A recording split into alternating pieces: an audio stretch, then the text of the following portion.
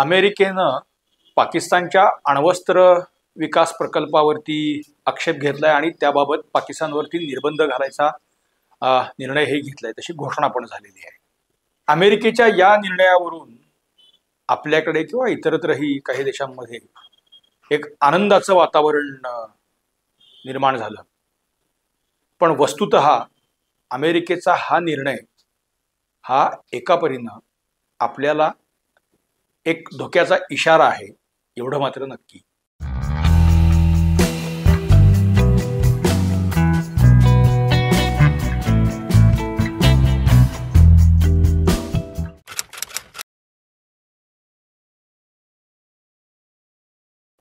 नमस्कार. गुजोस्कोपमध्ये आपल्या सर्वांचं मनापासून स्वागत आहे.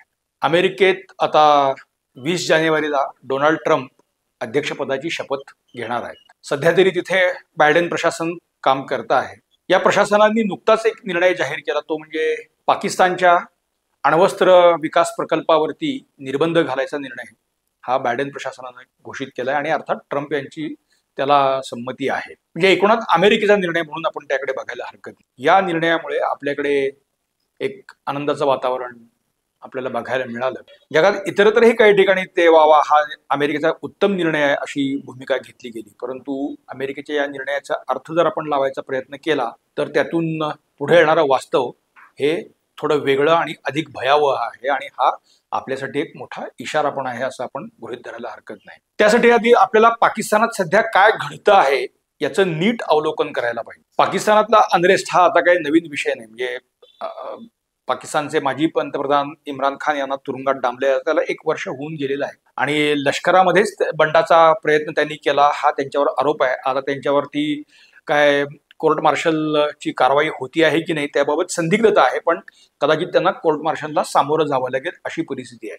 आणि दुसरीकडे त्यांच्या सुटकेसाठी त्यांचा जो PTI हा पक्ष आहे, पाकिस्तान तेहरीक-ए-इन्साफ, तर या पक्षानं पाकिस्तानमध्ये आता अक्षरशः रणकंदन माजवलेलं आहे. या PTI पक्षाचं पाकिस्तानातल्या खैबर पख्तूनख्वा प्रांतात सरकार आहे आणि तिथले मुख्यमंत्री अली अमीन गंडापूर त्यांच्या नेतृत्वाखाली 2दा मोठा मार्च हा इस्लामाबादवरती आलेला होता.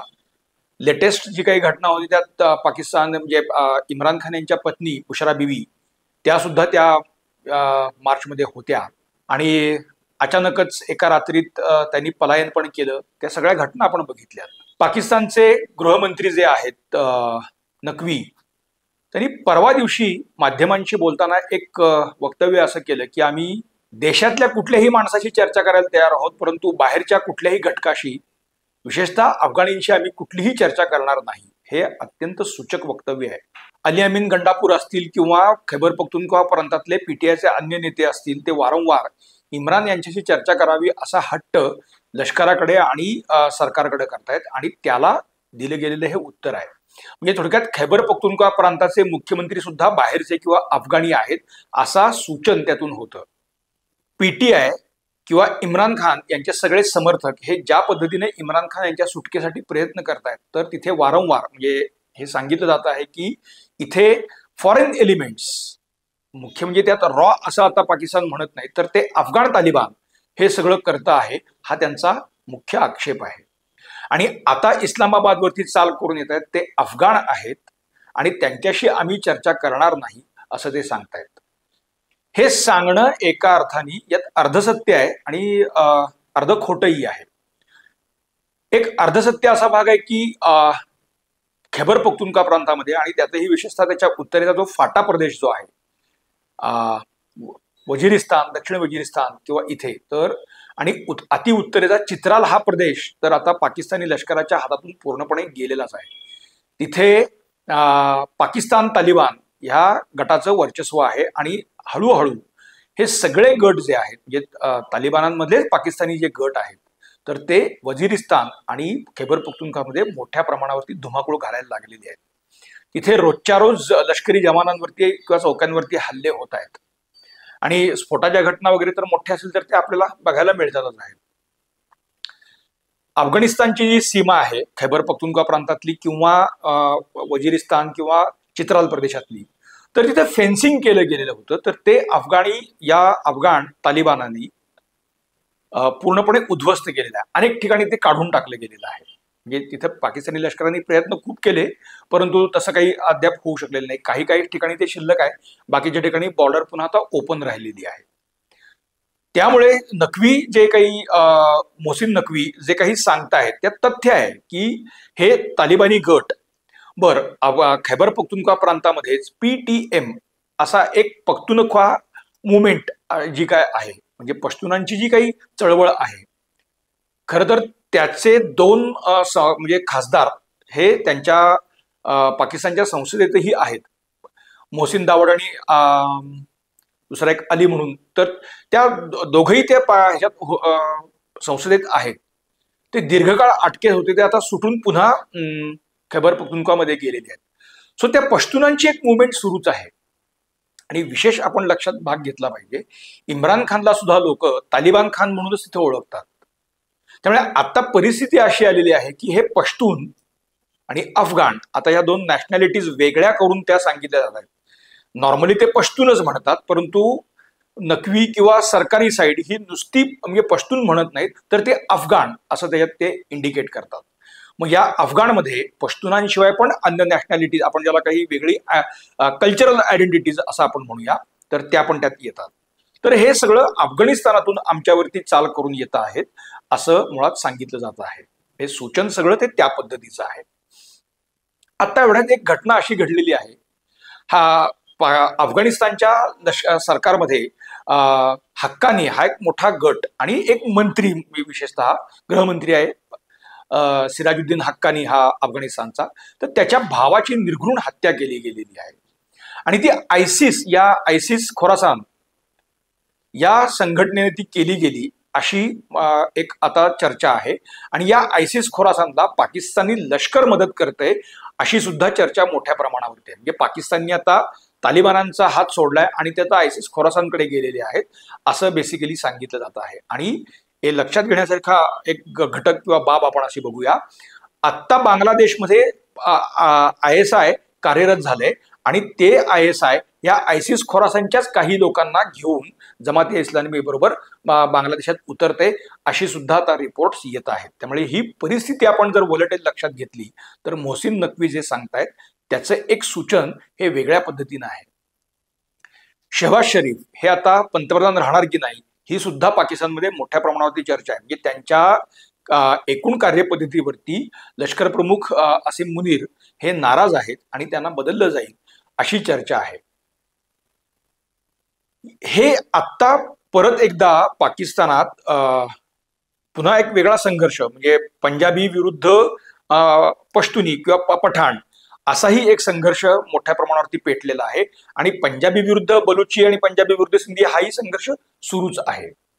बलुचिस्तानातला खुर्रम सारखा जो प्रदेश आहे तर तिथे सुद्धा मोठ्या प्रमाणावरती आता पुन्हा हिंसाचार वाढलेला आहे आणि तिथे शिया सुन्नी असा संघर्ष सुरू झालेला आहे.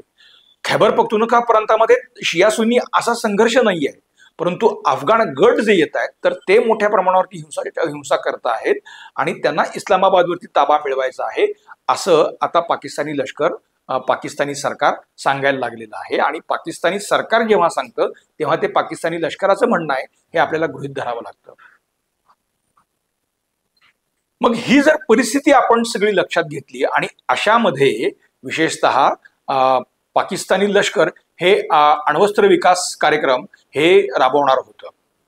आता त्यांना टेक्नॉलॉजी त्यातली म्हणजे ICBM म्हणजे इंटरकॉन्टिनेंटल बॅलिस्टिक मिसाईल, म्हणजे दूर पल्ल्याचं क्षेपणास्त्र विकसित करायचं, म्हणजे त्याची रेंज साधारणपणे 2500 ते 5000 किलोमीटर असेल अशी ही चर्चा त्यातली होती.